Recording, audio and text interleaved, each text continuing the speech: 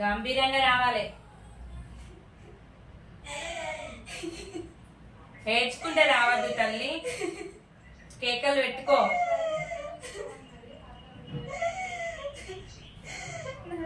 శంకరుడా పాద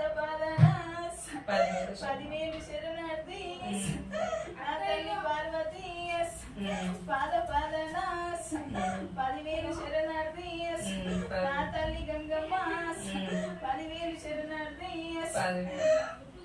నా అక్క ఎల్లమ్మకి 10,000 శరణార్థి అక్క మాంకాళి 10,000 శరణార్థి అక్క దుర్గమ్మ 10,000 శరణార్థి. ఎవరు నువ్వు? కాట్ల పుట్టిన కర్ర పోసినే ఊరి కాసేటి ఊర పోసినే.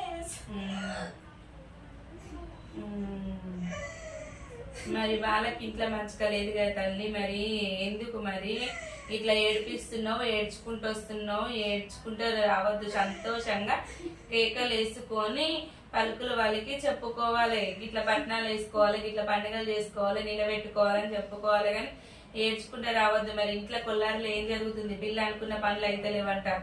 మరి ఏంది తల్లి? ఎందుకైతే లేవు పిల్ల అనుకున్న పనులు? నీ మాయనే ఉన్నదా? కొమరేలు మల్లన్న మాయ ఉందా? ఇద్దరు మాయలు ఉన్నాయా? చెప్పాలి, చెప్పుకోవాలి. మరి పట్టణాల పండుగలు అంటే అప్పుడు ఆమెకు సోపతి ఓపిక లేదు కదా. ఇప్పట్లో అంటే ఏదైనా పని కలుగు ఈ పైసా ఎత్తనే కదా తల్లి చేసుకోవాలనుకునేది. నిన్ను ఎత్తుకోవాలా? ఎత్తుకోకపోతే ఇక ఎట్లనే చేస్తావా? ఎన్నేళ్ళ పొద్దు అవుతుందని కోపం వస్తుందా తల్లి నీకు?